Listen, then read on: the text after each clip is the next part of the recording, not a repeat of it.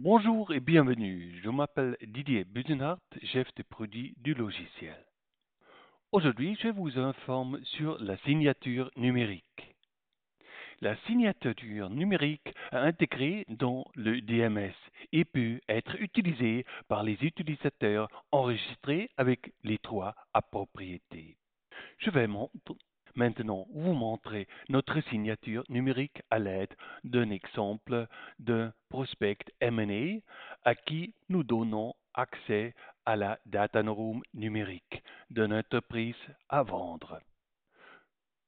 Nous enregistrons l'intérêt ajouté personne de contact, l'adresse du contact, le email mobile et le DocShare login. On change la langue et ici des droits. Maintenant, nous faisons un NDA avec le système, l'adresse de Paul Müller, français, et ici, il veut signer digital ce NDA. Cliquez sur imprimer et nous faisons un PDF. Le nom du fichier, et voilà. Maintenant, nous avons créé notre NDA de Paul Müller. Nous ouvrons Document et un nouveau document. Donnons le titre et maintenant des fichiers ici, deux fichiers. Voilà. Créer entrée dans notre DMS et nous voyons maintenant la plume grise ici demande une signature numérique. Nous donnons 5 jours pour Paul Müller, créer un courrier, ajouter un texte quand c'est nécessaire et envoyer la demande pour signature numérique. Nous ouvrons l'email de Paul Müller. Ici, nous avons reçu l'email NDA pour Mystère AG. Nous cliquons sur le link et voilà, c'est Gramo Audit signature numérique de moi à Paul Müller.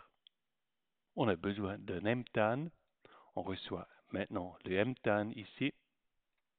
Le MTAN et continue vers la signature numérique. Et maintenant, on a des deux fichiers.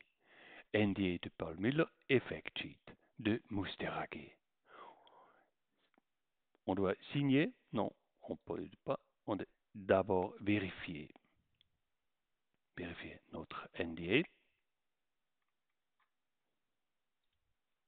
et vérifier le fact sheet.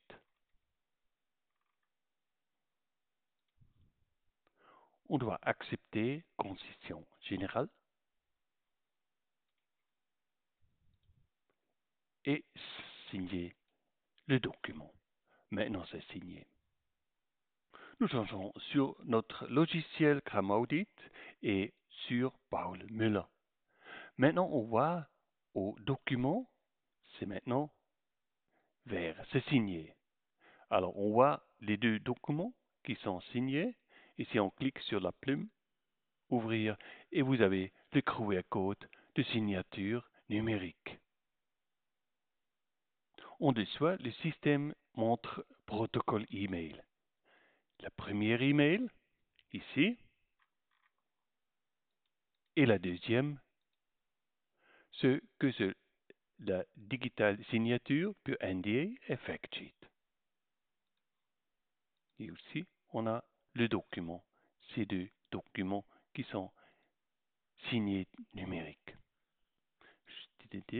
Et on peut ajouter dossier permanent pour ce client, pour ce Paul Müller.